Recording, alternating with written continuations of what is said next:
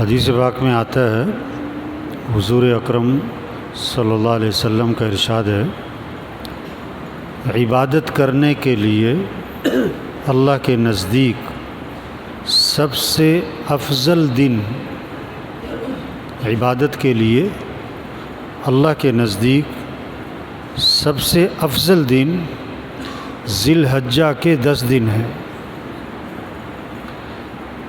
ذی الحجہ جو کل سے پرسوں سے شروع ہو رہا ہے، یہ 10 دن کی عبادت اللہ کو بہت زیادہ پسند ہے، اور ان 10 دنوں کے اعمال اللہ کے ہاں بہت زیادہ فضیلت والے ہیں۔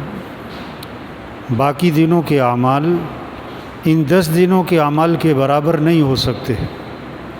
صحابہ نے عرض کیا، حضور جہاد والا عمل بھی ان 10 دنوں کے عمل کے برابر نہیں ہو سکتا؟ آپ فرمائے کہ ہاں، جہاد کا عمل بھی ان 10 دنوں کے عمل کے برابر نہیں ہو سکتا، مگر وہ شخص کہ جو اللہ کے راستے میں جائے اور پھر واپس نہ آئے، یعنی شہید ہو جائے، وہ اس کا عمل ان 10 دنوں کے عمل سے بڑھ جائے گا، ورنہ جہاد جیسا عمل بھی ان 10 دنوں کے عمل کے برابر نہیں ہے۔ ہاں، اس لیے آپ نے فرمایا کہ ان 10 دنوں میں ایک دن کا روزہ، یہ جو عشرہ ذی الحجہ، ایک دن کا روزہ 1 سال کے روزوں کے برابر، اور ان راتوں کی عبادت شب قدر کی عبادت کے برابر ہے۔ ہاں، ہمارے گھروں میں اس کے تذکرے ہونے چاہیے، ہمارے مجلسوں میں، کہ بھئی ذی الحجہ کا مہینہ شروع ہو رہا ہے، ہاں، اور یہ عشرہ ذی الحجہ، یہ شروع کے 10 دن، یہ بہت قیمتی دن ہیں، یہ افضل دن ہیں، یہ اعمال والے دن ہیں، ان دنوں کے اعمال اللہ کو بہت زیادہ محبوب ہیں۔ اس لیے آپ نے فرمایا، اللہ کے نبی نے فرمایا کہ ان دنوں میں الحمدللہ، لا الہ الا اللہ، اللہ اکبر کثرت سے پڑھو۔ ان دنوں میں کثرت کرو، اس کی تحلیل، تکبیر، کثرت سے لا الہ الا اللہ، لا الہ الا اللہ، اللہ اکبر، الحمدللہ، اس کی کثرت کرو۔ ہاں، تو یہ ہمارے گھروں میں بچوں کی زبانوں پر ہو، بڑوں کی زبانوں پر ہو، بچیوں کی زبانوں پر ہو کہ ذی الحجہ شروع ہو رہا ہے بھئی یہ قیمتی مہینہ ہے، یہ قیمتی دن ہے۔ چلو پورے 9 دن روزہ نہیں رکھ سکتے، کوئی 2 دن رکھ لو، 3 دن رکھ لو، کچھ تو رکھو۔